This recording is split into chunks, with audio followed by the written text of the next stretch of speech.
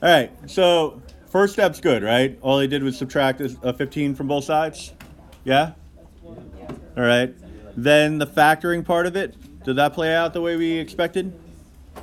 We good there? Yep. Yeah, because again, the checking technique, you can do it any way you want. I mean, you don't have to actually write it out. You want to multiply the outer terms, so 2x and 5. You multiply them together, what do you get? 10x. You take the negative 3 and the x, multiply them together, you get negative 3x. 10x minus 3x should give you that middle term. It does, so we're in good shape. So I think the hardest part of the process was already taken care of, because the next step is taking each of the factors and setting them equal to 0. That's fine too. It looks like just they tripped at the finish line, because in solving this equation, they did everything they needed to do. They added the 3 to both sides and divided by 2, so 3 halves.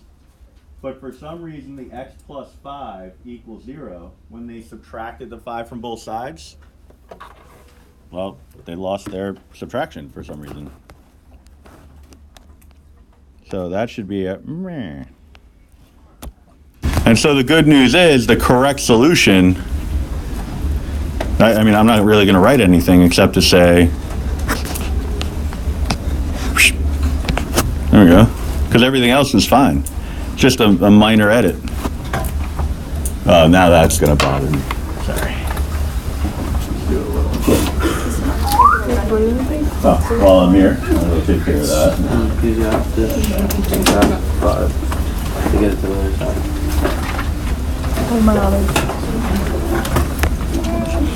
All right, so we're going to learn about solving rational equations, and this actually draws us back all the way back to Unit 1, because when we talked about things like the types of numbers, number systems, properties, and things like that, you know, I can appreciate the position you're in, because you learn something in September, and then we touch on it like once every 3 weeks after that, barely.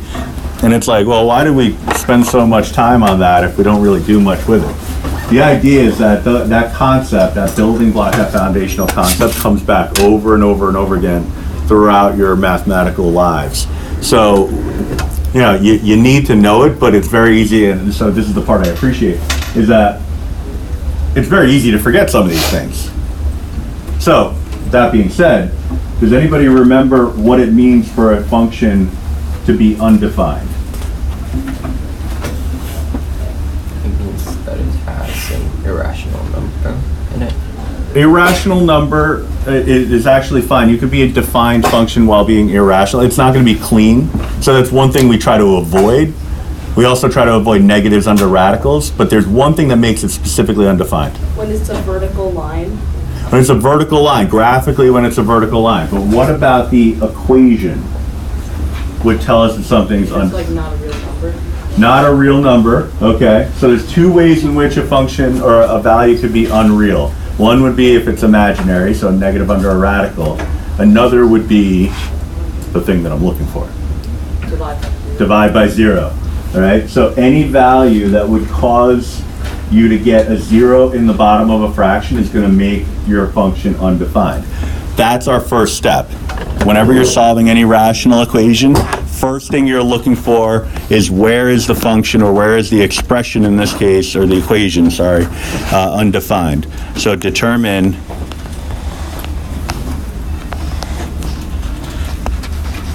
which values of x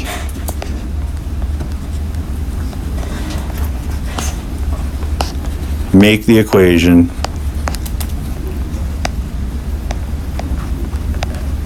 undefined. And we'll keep coming back to these terms over and over again throughout the course, next year, the year after that. Yeah. But if it's something that you forgot, maybe you make a note, 0 in denominator.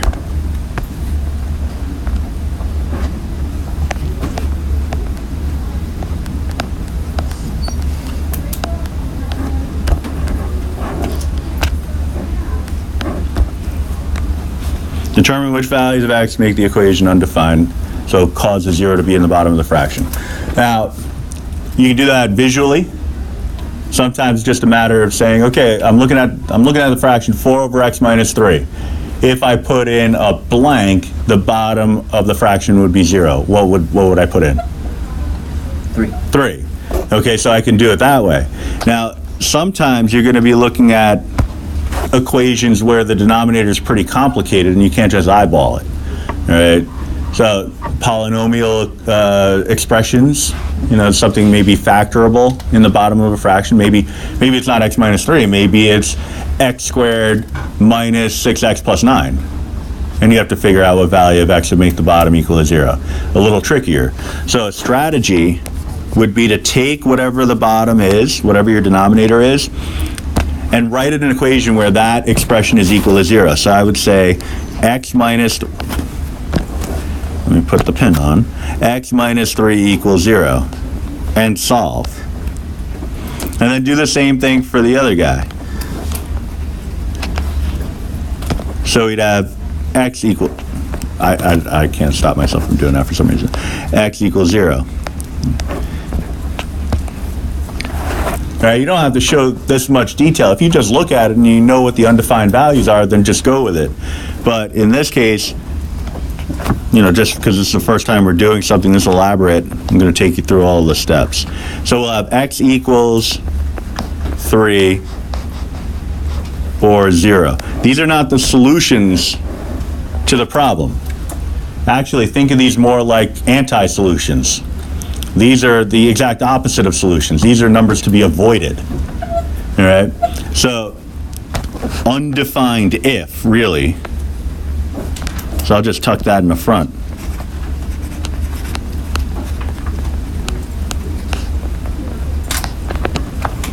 If x equals 0 or 3. 3 or 0, doesn't matter which order you're writing it.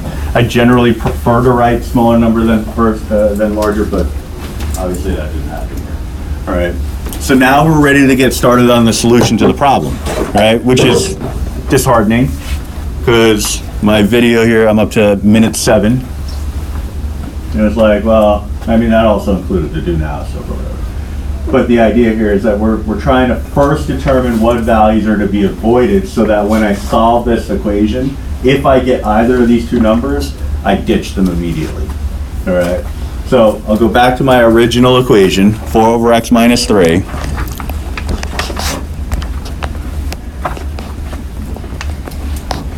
Equals 2 over x. You could solve it a couple of different ways, but I'll just show you the easier way to do it. That easy way is through cross multiplication. All right. So, and I think the term cross product was used a couple of times in this lesson. So anywhere that you see cross product, it should be cross multiplication. Right? I couldn't even show you at this point what a cross product is. It's that complicated. Right. So anyway. We're going to cross multiply. Although they do sound like they would be the same thing, but they're not.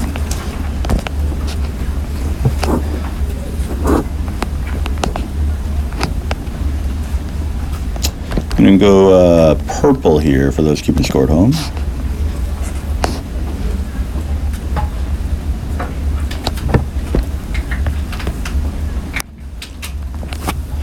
All right, so I'm going to cross multiply, so multiply down the diagonals. 4 times x, 4x.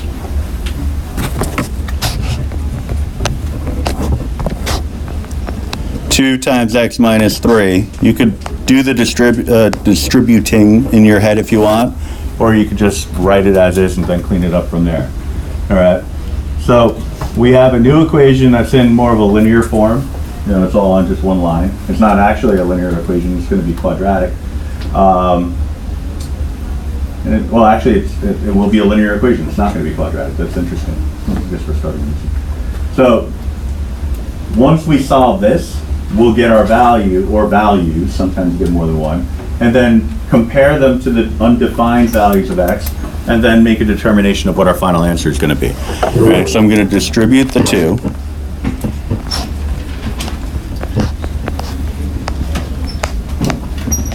Six. Then I'm gonna, it's not quadratic, all right? So that's the important thing to keep in mind. right? If you're wondering to yourself, okay, I don't know what quadratic is, so how am I supposed to keep that in mind? The quadratic ones are the ones that we've been working on that require you to factor, right? So they have a power of 2 in them somewhere. This doesn't have a power of 2 in it, so it's linear, right? The highest power is power of 1. So we go all the way back to unit 1 and unit 2 to solve something like this, right? So I would subtract 2x.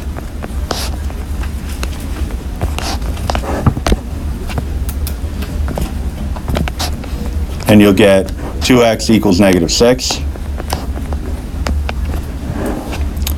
Solve for x by dividing by 2. And you get x equals -3.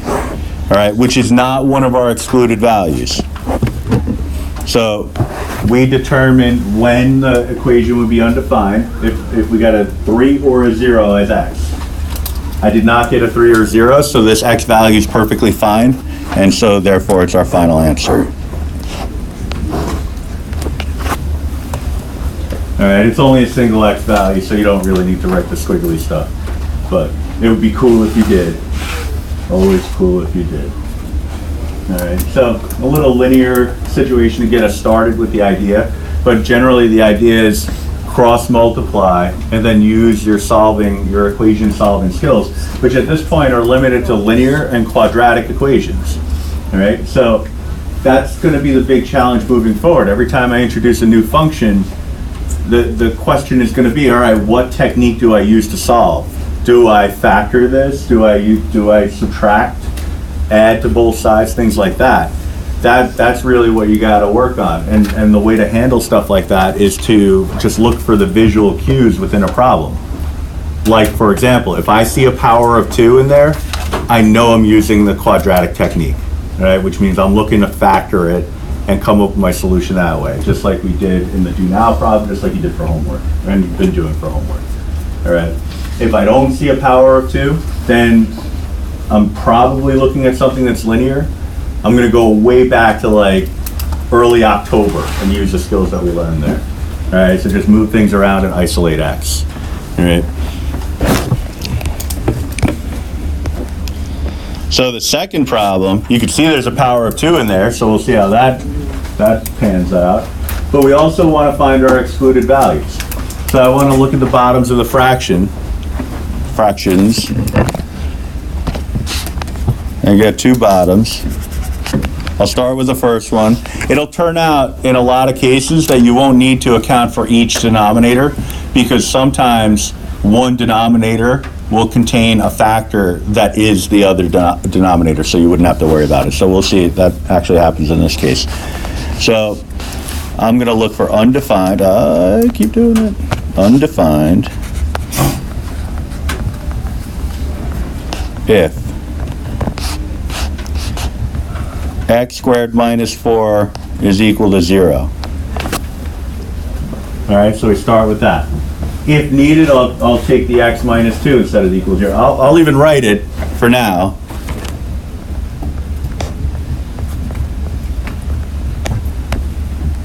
Oh, glitchy. All right, for the x squared minus 4 equals 0, it's quadratic, power of 2. All right, so I have to know at this point, factoring is the way to go. So what are the factors of x squared minus 4? That's why we spend so much time on factoring, so that you can handle questions like this. X plus 2, x minus 2. All right, it's a difference of 2 squares. We know that, we talked about it yesterday. We know that because there is a difference. Difference is subtraction. And there are 2 things, and those 2 things are squares. All right, perfect squares. So this technique comes into play. Set each of these factors equal to 0 and solve.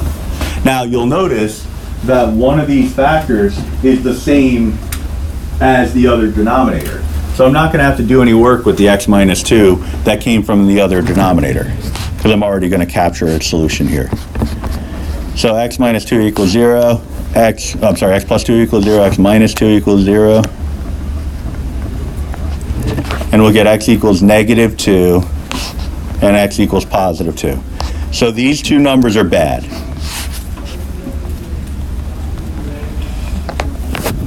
All right, those are the bad values.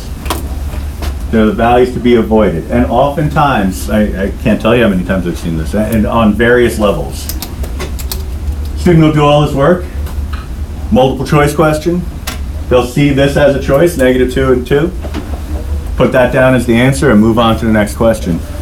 All they've done is identified the bad values and never actually gave me the solution to the problem itself.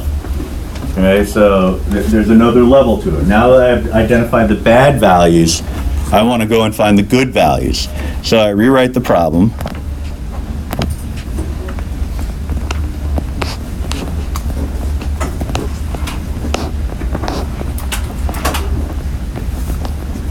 I'm going to cross multiply.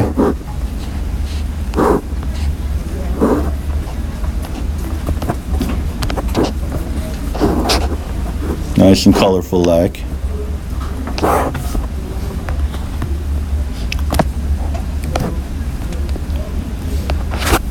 I think you're allowed, if memory serves, on the Regents exam, you're allowed blue or black ink. So you could use either of those colors. I say bring them both, because sometimes, I mean, you can't fully color code your work, but sometimes just to keep things organized, it's nice to have more than one color. If you're allowed to use either blue or black, bring one of each, bring two of each if you want. So you could do stuff like this because it draws your eye to the proper relationships. I mean, I'm less likely to make a mistake now because I have this color-coded arrangement. It's just a thought. I mean, it's a great thought. You should listen to my great thoughts. Okay, it's a medium thought. It's an okay thought.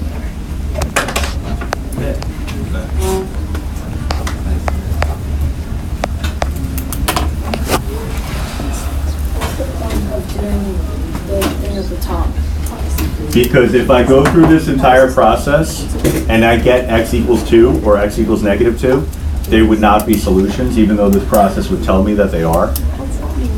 I wouldn't know that, and I'd go looking for a multiple choice answer that has 2 and -2 in it, and that would be the wrong one. So distribute -2x squared plus 8. Then double distribute. Yeah, that should be easy enough at this point. I mean, it's not always, because sometimes the coefficients could be crazy. It's easy enough in this case because the leading coefficient is going to be 1, so that's not bad. I mean, so you don't even need like x charts and stuff like that. So minus 6x plus 8. So we actually have a quadratic on both sides of the equation here. That's crazy. Now, if I want to get it in the appropriate form, I need everything over on the same side. I could move these 3 things to the left, or I could move these 2 things to the right. Well, moving 2 things sounds easier than moving 3 things, so.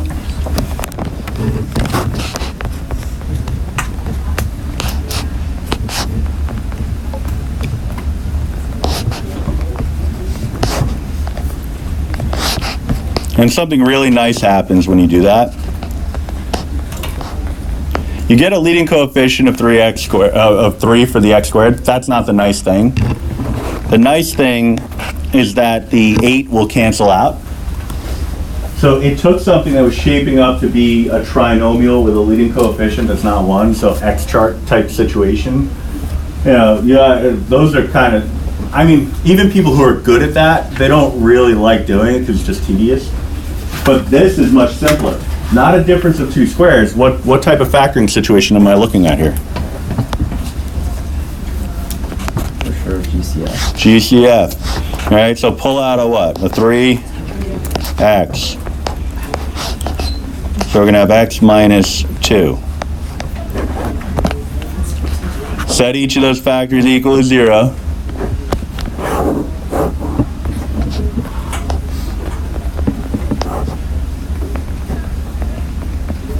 And solve. So we're going to get one solution of x equals 0 and another solution of x equals 2. So my final answer, all right, final answer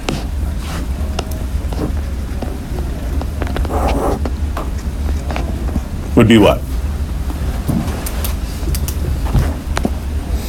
0 and that's it. Just the 0, yeah. All right, very good. Because it says here that it should be 0 and 2, but because we were proactive and we did this work, we can see that 2 is a bad number.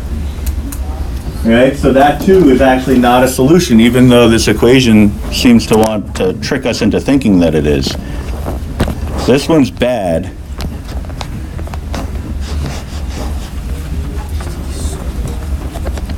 So it's just x equals 0. So you have to find out which one don't work first? Yeah, I mean, the alternative to that, people go back and forth on this.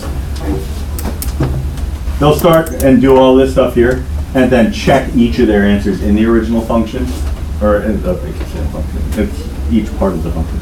They'll check it in the original equation to see if it makes it undefined, or you just do the background work first. If you're comfortable enough with factoring, then either way is equally easy or difficult, depending on your strengths and weaknesses. If you're not strong in factoring, obviously the less times that you are required to factor within a problem, the better off you're going to be, because then you don't have to worry about screwing it up multiple times. You only screw it up once. So then maybe the alternative approach is the way to go. All right, so, but yeah, there's a lot to it, and there are things to keep track of, and you could already see it. I mean, I don't do this on purpose, I swear. If I had my way, there would not be a single multiple choice question in this entire course. I don't do multiple choice. In any of my other classes, I don't do multiple choice. It's in this course because the first part of the Regents exam is all multiple choice. You have 30 multiple choice questions. And then the rest of the exam is the free response stuff with varying weights. I think it's 30, maybe like 25, but still, there are a lot of multiple choice questions. And there are a lot of pitfalls related to them. Because you can already see it. One of the choices is going to be 0 or 2. X equals 0 or 2. Another one is just going to be 0. Another one's just going to be 2. Another one's going to be -2 and 2. It's all going to have the same kind of feel. Everything's going to look equally as right as something else. I mean, you've all taken the multiple choice tests or quizzes where the problems are obvious, where it's like, well, there's 4 choices, 3 of them are absurd. One of them, the remaining one, the one that's not idiotic, that has to be the right answer. You're not getting that here. They don't do that. They make all of them look equally right or equally absurd, so that you can't just use the nature of the question to guess your way through it. You got to do this process, or you have to learn some of these calculator techniques that I've been trying to teach as we go. Because there's a nice graphical approach related to this, involving intersections that can help us come up with the solution without doing it in the algebra. But that's a different story for a different day, because you do, at some point, need to become skilled with the algebra. So once we get a little bit further in the unit, I'll show you a little trick to help you come up with the answer without doing the work, so that you could either check it or you can actually, fake your way through a multiple choice question. All right? But at this point, it's the skill. You gotta work on the skill. You gotta know how to do it.